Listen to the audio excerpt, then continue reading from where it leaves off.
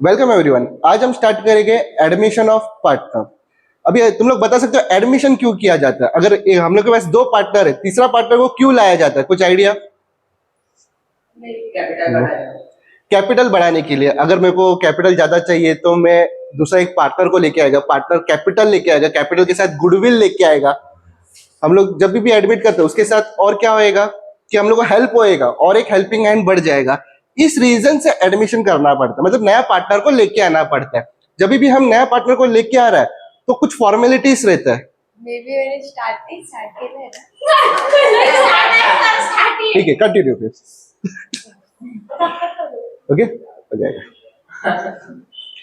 Okay, तो उसमें कुछ फॉर्मेलिटीज रहता है, तो फॉर्मेलिटीज हम लोग को परफॉर्म करना पड़ता है। तो हम लोग के लिए सबसे पहला वर्किंग नोट जानना इंपॉर्टेंट है। कोई जर्नल एंट्रीज आता है, जर्नल एंट्रीज के बाद लेजर बनता है और लेजर के बाद नया बैलेंस शीट बनता है। ओके, ये चार चीज करना जरूरी है। सबसे इंपॉर्टेंट जर्नल एंट्रीज। एक बार तुम लोग को जर्नल एंट्रीज आ गया, बाकी सब ऑटोमेटिक हो जाएगा। ओके, तो कई जर्नल एंट्रीज है, 10 to 11 समथिंग जर्नल एंट्रीज है जो कि तुम लोग को कंपलसरी याद रखना जरूरी है। उससे रिलेटेड ही क्वेश्चन आता है, समझा? तो मैं जनरल एंट्रीज बता देता हूं। सबसे पहला जनरल एंट्री, हम लोग कोई भी पार्टनर को एडमिट कर रहा है, जब भी कोई भी पार्टनर को एडमिट कर रहा है सबसे पहले हम लोग क्या बोलेंगे? पैसा लाके दो। तो कैपिटल, तो पहला एंट्री क्या रहेगा? Capital brought by partner. Okay, partner क्या लेके आ रहा है? कैपिटल लेके आ रहा है, तो उसका एंट्री क्या आएगा? कैपिटल लेके आ रहा है, इसका मतलब मेरे पास पैसा आ रहा है। Cash bank account debit to new partner capital. समझा? समझा? ये एंट्री हमेशा होगा।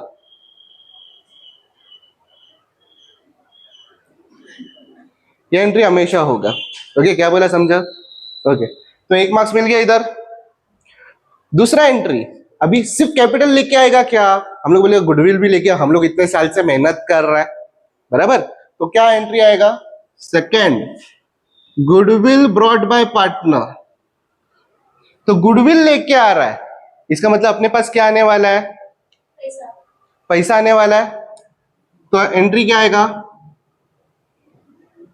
Cash bank account debit to goodwill, to goodwill account. जैसे ही हम लोग ने गुडविल का एंट्री मारा, वैसे तुम लोग को एक और एंट्री याद रहना चाहिए, गुडविल डिस्ट्रीब्यूटेड। तीसरा, गुडविल डिस्ट्रीब्यूटेड। ओके, समझा? ये तुम लोग को स्टेटमेंट में दिखेगा, क्वेश्चन में दिखेगा, ये तुम लोग को क्वेश्चन में दिखेगा, ये एंट्री मारना है करके। ये क्वेश्चन में नहीं दिया रहेगा। तुम लोग के पास पैसा आ रहा है, ऑटोमेटिक डिस्ट्रीब्यूट होगा। गुडविल का ये एंट्री मारा, उसके साथ ये एंट्री मारना जरूरी है हमेशा। ओके, वो याद रखना। तो इसका एंट्री क्या आएगा? डिस्ट्रीब्यूट किसको कर रहे हैं हम लोग? पार्टनर्स को कर रहा है, ओल्ड पार्टनर्स को कर रहा है, हमेशा याद रखना। डिस्ट्रीब्यूट किसको होगा? ओल्ड पार्टनर्स को। तो एंट्री क्या आएगा? Goodwill account debit to old partner capital, to old partner capital. दो क्यों लिखा? दो पार्टनर रहेगा, ए बी कोई भी रहेगा, दो पार्टनर रहेगा, उसके लिए मैंने दो लिखा। इतना क्लियर है? इसके साथ अलग से एक एंट्री रहेगा, क्वेश्चन में दिया रहेगा, गुडविल विड्रॉन बाय पार्टनर। ये क्वेश्चन में दिया रहेगा, ये क्वेश्चन में नहीं दिया रहेगा, अपने को मारना पड़ेगा एंट्री। क्या बोला? Goodwill withdrawn by old partner, half of the goodwill withdrawn by old partner, ऐसा कुछ ना कुछ दिया रहेगा। उसके लिए क्या एंट्री मारेगा? Old partner capital, old partner capital मतलब A capital B capital to withdraw. Withdraw क्या करेगा? गुडविल कर रहा है, लेकिन गुडविल मतलब इन फॉर्म ऑफ कैश, पैसा लेके जाएगा ना। तो टू कैश बैंक। ये समझा? समझा? गुडविल का देखो 1 2 3, गुडविल से रिलेटेड 3 एंट्री आया। ओके, ये एंट्री आया तो ये एंट्री मारना ही है साथ में, ये एंट्री क्वेश्चन में रहेगा। इतना क्लियर है? इतने में कुछ डाउट है? ओके, दूसरा रिलेटेड एंट्रीज बता दूं। अभी फॉर एग्जाम्पल तुम लोग को बैलेंस शीट, क्वेश्चन में क्या रहता है? बैलेंस शीट रहता है एंड एडजस्टमेंट रहता है, बराबर। तो बैलेंस शीट में अगर जनरल रिजर्व है, जनरल रिजर्व है मतलब ये प्रॉफिट है, एक टाइप का जनरल रिजर्व है, वो हम लोग को निकालना पड़ेगा। ओके, निकालेगा तो क्या एंट्री आएगा? कुछ याद? Entry general reserve account debit to old partner capital, to old partner capital. ये समझा? ये एंट्री समझा? ओके, बोलना। हाँ, चलेगा चलेगा। अगर प्रॉफिट एंड लॉस है, प्रॉफिट है, प्रॉफिट, तो प्रॉफिट भी ऐसे ही बांटेगा, profit account debit to old partners capital. समझा? प्रॉफिट भी वैसे ही बांटने वाला है, क्योंकि वो भी रिजर्व एंड सरप्लस, सरप्लस में जाता है। ओके, अगर लॉस है, लॉस है, लॉस कैसा? असेट साइड में रहता है। ओके, लॉस असेट साइड में रहेगा तो old partner capital, old partner capital to profit and loss account, ये लॉस का एंट्री है। समझा?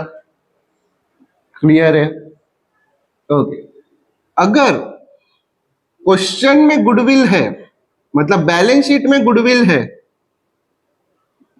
ये गुडविल कहां पे है? बैलेंस शीट में, तो वो भी हम लोग को निकालना पड़ेगा, राइट ऑफ करना पड़ेगा। तो सेम ऐसा ही एंट्री आएगा, old partner capital, old partner capital to goodwill. समझा? इतना क्लियर है? ये क्वेश्चन में नहीं दिया रहेगा, मतलब क्वेश्चन में मतलब एडजस्टमेंट में नहीं दिया रहेगा, ये भी एडजस्टमेंट में नहीं दिया रहेगा, ये भी एडजस्टमेंट में नहीं दिया रहेगा। ये हम लोग को बैलेंस शीट में दिखा तो हम लोग को एंट्री मारना जरूरी है, 100%। इतना समझा? इतने में कुछ डाउट है? कुछ पूछना है? ओके, तो नेक्स्ट जो एडजस्टमेंट में दिया रहता है, अभी ये एडजस्टमेंट में दिया रहेगा, ये एडजस्टमेंट में दिया रहेगा, ये नहीं, ये भी एडजस्टमेंट में दिया रहेगा। उसके बाद एक ही चीज चलता है, asset increase and asset decrease. Asset increase हो रहा है,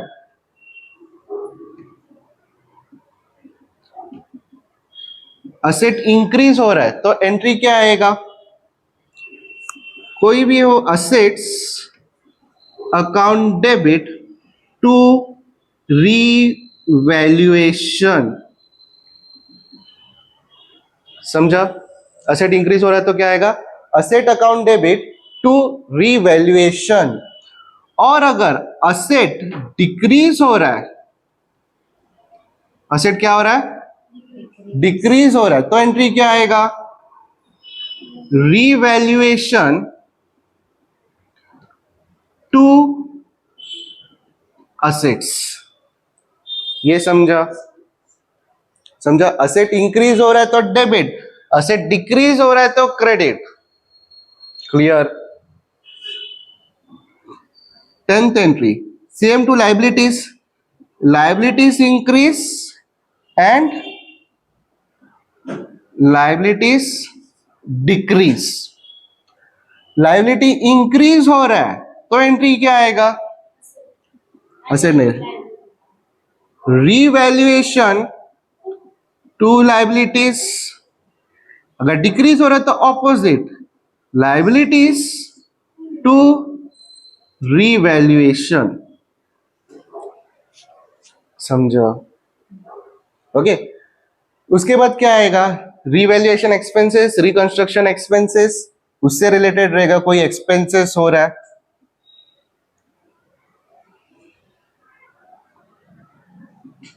एक्सपेंसेस हो रहा है, ये सब काम करने के लिए हम लोग ने कोई सीए को बुलाया, उसको कोई चार्जेस पे कर रहा है, कोई भी एक्सपेंसेस रिलेटेड हो रहा है, तो एंट्री क्या आएगा? Revaluation account debit to cash bank. Minimum तुम लोग को इतना जनरल एंट्रीज तो याद रखना पड़ेगा, मेजोरिटीज इससे रिलेटेड ही आता है। क्या बोला समझा? मेजोरिटीज इससे रिलेटेड ही आता है। कुछ मिस हुआ है क्या? चेकआउट कर लो। रिकंस्ट्रक्शन एक्सपेंसेस हो गया, समझा? ओके।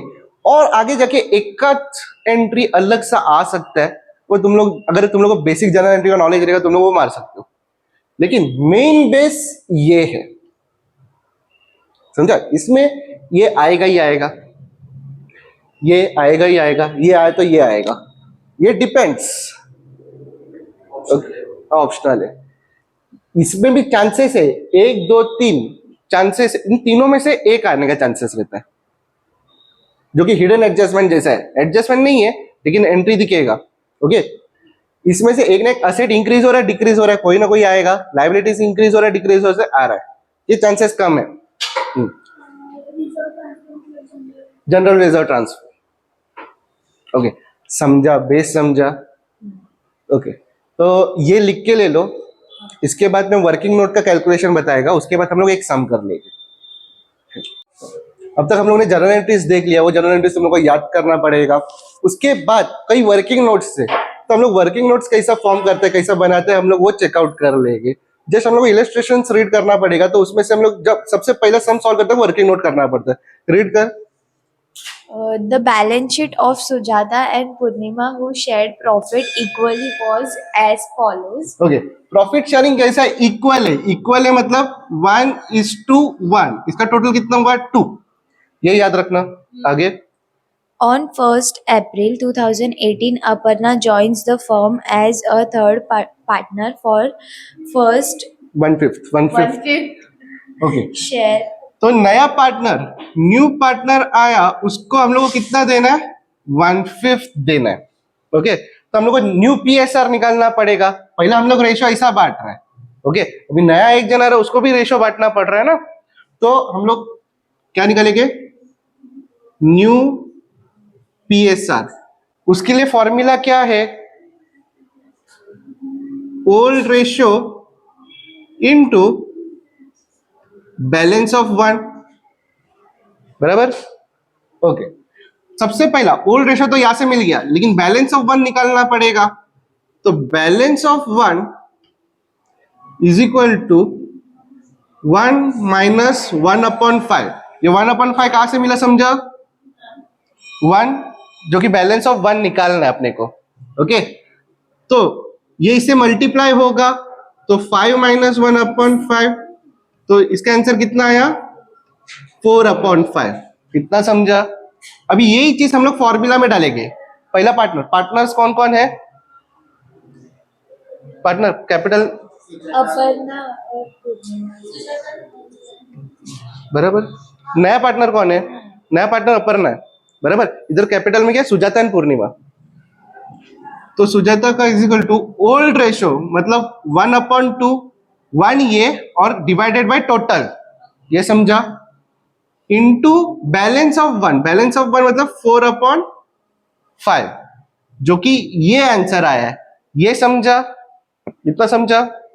ओके, मल्टीप्लाई कर 4/10, इतना क्लियर है? वैसे ही पूर्णिमा का देखेंगे 1/2, 1/2 इंटू 4/5, जो कि बैलेंस ऑफ 1 है। तो आंसर क्या आया? 4/10। उसके बाद अपर्णा नया पार्टनर ज्वाइन हुआ है। ओके, अभी बेस 10 रहेगा, बराबर। हम लोग को 4 + 4 + इधर एक अमाउंट चाहिए जिसको टोटल करके 10 आंसर चाहिए। तो 4 + 4 8 हो गया, बराबर। इधर क्या पेंडिंग है? 2, तो रेशो इधर क्या आएगा? 2, ये समझा? ओके, तो आंसर क्या है? 4:4:2। इसको हम लोग और कम कर सकते हैं, 2 1 जा 2 जा 2 जा। इतना क्लियर है? इतने में कोई डाउट है? कुछ पूछना है? यहां तक कुछ पूछना है? समझा? इसको क्या बोलते हैं? New PSR. न्यू पीएसआर के साथ सैक्रिफाइस रेशियो भी निकालना पड़ता है। सैक्रिफाइस रेशियो सैक्रिफाइस रेशियो का फॉर्मूला क्या है? Old minus new, old ratio minus new ratio. ठीक है, निकालते हैं। सबसे पहले सुजाता का ओल्ड रेशियो क्या है? ये ओल्ड रेशियो है 1/2 और ये न्यू रेशियो है -4/10। इतना क्लियर है? सबसे पहले अभी अब डायरेक्ट माइनस नहीं होगा तो क्या करना पड़ेगा? बेस इक्वल करना पड़ेगा। बेस इक्वल करने के लिए इंटू 5 समझा? तो क्या हुआ? 5 - 4 10 - 10, आंसर क्या आया? 1। समझा?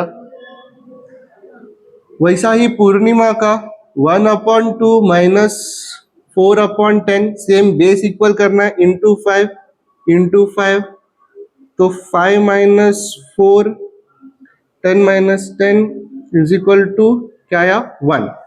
तो सैक्रिफाइस रेशियो क्या है? 1:1। समझा? जो कि तुम लोग को इसका जब प्लस करते हैं, इसका प्लस क्या है? 2 है, बराबर? ये आंसर मिलना चाहिए। इतना सैक्रिफाइस करके उसको दिया। वर्किंग नोट समझ में आया? रेशियो से रिलेटेड वर्किंग नोट समझ में आया? क्लियर है? कुछ डाउट है? ओके, हम लोग अभी गुडविल से रिलेटेड वर्किंग नोट देखेंगे। हर एक सम में वर्किंग नोट इंपॉर्टेंट है।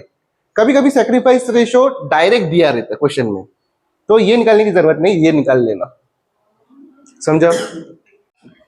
अभी हम गुडविल से रिलेटेड वर्किंग नोट देखेंगे। गुडविल 2 टाइप में होता है, एक एवरेज प्रॉफिट मेथड, दूसरा है सुपर प्रॉफिट मेथड। तो सबसे पहले एवरेज प्रॉफिट मेथड का क्वेश्चन देखेंगे। रीड का Example, profit and losses of the past 4 years are as follows. Okay, तो एवरेज प्रॉफिट मेथड का फॉर्मूला क्या है? Goodwill is equal to average profit into number of years purchase. Number of years purchase question में दिया रहेगा। क्या दिया है? 2 years. 2 years. Okay, average profit हम लोग को निकालना पड़ेगा। Okay, average profit, total profit बताओ। 2,40,000. वो तो डायरेक्ट टोटल है, उसके पहले वो कैलकुलेट करना है ना। 2016 हाँ. 2016. 1,20,000. 1,20,000 प्रॉफिट प्लस 2017. 80,000 profit. 80,000 प्रॉफिट। उसके बाद 2018. 20,000 loss. लॉस हो रहा है तो -20,000। उसके बाद 2019. 60,000 profit. प्रॉफिट होगा तो प्लस 60,000। ओके, तो नंबर ऑफ इयर्स कितना हो गया? 4 साल हो गया। 1 2 3 4 ऐसा 4 साल हुआ। इसका टोटल कितना है प्लस माइनस करके? 2,40,000. 2,40,000 डिवाइडेड बाय 4 मतलब कितना हो गया? 60,000. 60,000। तो मुझे एवरेज प्रॉफिट मिल गया 60,000। इधर आएगा एवरेज प्रॉफिट कितना? 60,000। तो मुझे गुडविल कितना मिला? 1,20,000। ये मेरा आंसर है। ये समझा? एवरेज प्रॉफिट सिंपल है। उसके बाद super profit method. Super profit method में गुडविल का फॉर्मूला क्या है? Super profit into number of year purchase. वो एक एक देखते जाएगा। उसके पीछे वाला ही सम। तो क्या क्या इंफॉर्मेशन दिया है देखते। सबसे पहले हम लोगों को क्या देखना है? नंबर ऑफ ईयर्स परचेस कितना है क्वेश्चन में? 2 इयर्स। तो मैं इधर 2 लिखेगा। सुपर प्रॉफिट दिया है क्या? नहीं, वो सुपर प्रॉफिट निकालना पड़ता है। सुपर प्रॉफिट का फॉर्मूला क्या है? Average profit into normal profit. Normal profit भी डायरेक्ट नहीं दिया, एवरेज प्रॉफिट भी डायरेक्टली नहीं दिया, तो उसका अलग सा फॉर्मूला निकालना है। दोनों का फॉर्मूला निकालना पड़ेगा। नॉर्मल प्रॉफिट का फॉर्मूला क्या है? Capital employed into NRR. Capital employed question में कितना दिया है? 3,50,000 इनटू एनआरआर कितना है? 12%। तो 12 डिवाइड बाय 100 मतलब कितना है टोटल? 42,000। तो मुझे क्या मिला? नॉर्मल प्रॉफिट मिला, मतलब 42,000 इधर मिल गया। अभी हमें क्या निकालना है? एवरेज प्रॉफिट निकालना है। तो एवरेज प्रॉफिट का फॉर्मूला क्या है? Total profit into number of years purchase. Total profit में कितना ईयर्स है? टोटल प्रॉफिट 2016 2014 शायद। 5 2014 में कितना अमाउंट है? 80,000 ना 80 प्रॉफिट। 80,000। उसके बाद नेक्स्ट